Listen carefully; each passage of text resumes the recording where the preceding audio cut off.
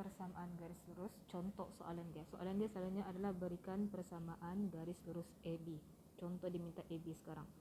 So, di sini soalan pertama kita, garis AB kita berada di sini, okey. Jadi, macam mana mau keluarkan persamaan dia? Bentuk dia akan jadi macam ni. So, X sama dengan, apa tanda soal? Tanda soal adalah nombor ataupun skala pada paksi X. Kamu tengok, ini garis AB ni. Garis AB melanggar paksi X. Maka dengan itu kita keluarkan X sama dengan nombor yang ada pada paksi X. So X sama dengan 8. Itulah jawapan dia. Okey. Next. Kamu tengok garis AB berada di sini, di mana garis AB telah melanggar paksi Y. Maka jawapan kita akan jadi Y sama dengan tanda soal. Macam tadi juga kita kena tengok paksi Y, nombor apa yang kena langgar. So disebabkan nombor yang kena langgar adalah 3, jadi Y sama dengan 3. Next question. Andai kata kalau kamu nampak garis tersebut AB berbentuk seperti ini, condong. Dia tidak melanggar paksi X, dia tidak juga melanggar paksi Y. Dia melanggar kedua-dua paksi ataupun tempang macam ni. Jadi bentuk jawapan kita adalah Y sama dengan MX tambah C. Kamu kena tahu M tu apa? M adalah kecerunan. Kemudian C pula mewakili pintasan Y. Kadang akan ada soalan, apa itu kecerunan? Kecerunan itu adalah wakil huruf M. Okey, so pertama sekali kita kena cari kecerunan. Kecerunan ataupun kita tulis sebagai M. So macam mana mau cari kecerunan? Dia ada formula. So formula dia adalah Y2 tolak Y1 X2 tolak X1. Maka dengan itu kamu pergi ke titik koordinat yang telah diberikan, wakilkan dia X1 Y1 X2 Y2. Teacher, bolehkah saya tulis ini X2 Y2, sini X1 Y1? Boleh, tiada masalah. As long as jangan kamu pula X1 Y2 X2 Y1. Itu jadi problem. Okay. So teacher kembali balik. Teacher akan tulis negatif 26 sebagai X1 Y1 dan 3 negatif 4 sebagai X2 Y2. So masukkan sahaja dalam formula kita tadi. So M sama dengan Y2 kita adalah negatif 4. So negatif 4 tolak dengan Y1 kita adalah 6. So tolak dengan 6. Seterusnya X2 kita adalah 3 dan X1 kita adalah negatif 2. Dan tekan kalkulator kamu, kita akan dapat kecerunan. Negatif 4 tolak negatif 6 sama dengan negatif 10. 3 tolak dengan negatif 2 kita akan dapat 5. So kecerunan kita sama dengan negatif 2. Okey. Setelah mendapat kecerunan ini, kita tahu kita punya bentuk persamaan garis lurus adalah Y sama dengan MX tambah C. Maka gantikan nilai M ni kepada negatif 2. Sebab kita dapat sudah M sama dengan negatif 2. Jadi gantikan nilai.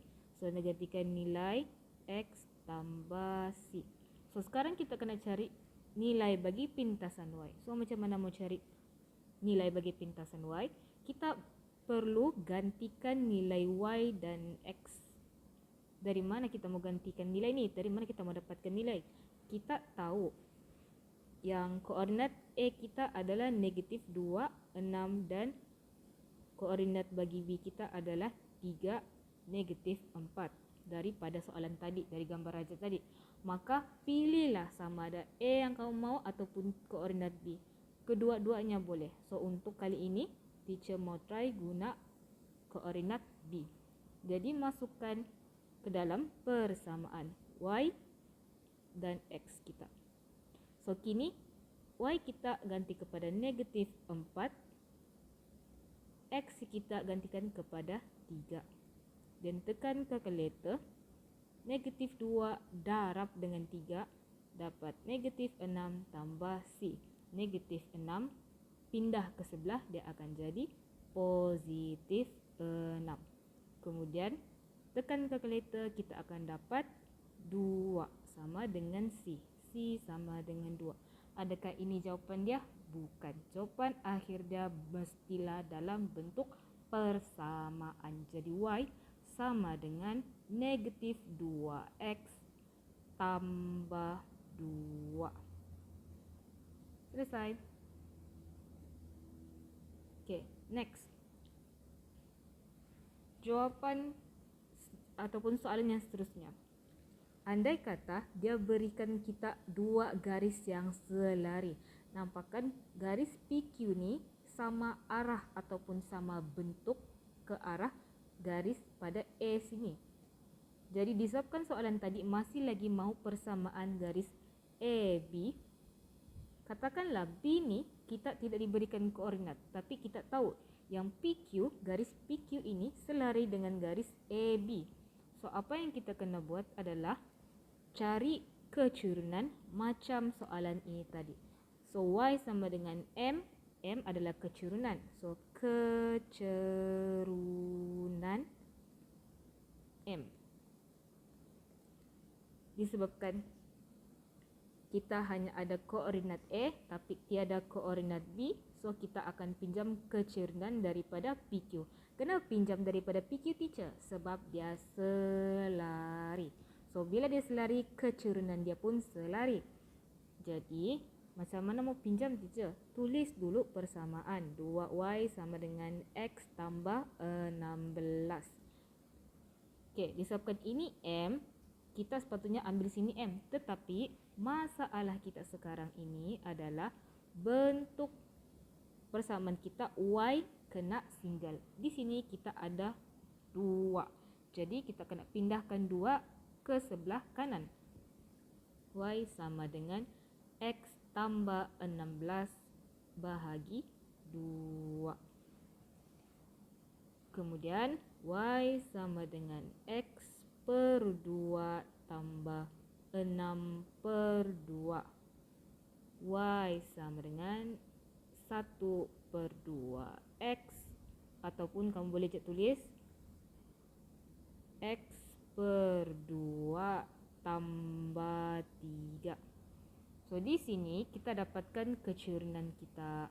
Kecurunan kita sentiasa berada depan X. Maka dengan itu kecurunan kita adalah M sama dengan 1 per 2. Seterusnya macam tadi kita kena cari nilai pintasan Y. So macam tadi juga kena salin dulu. Y sama dengan MX tambah C.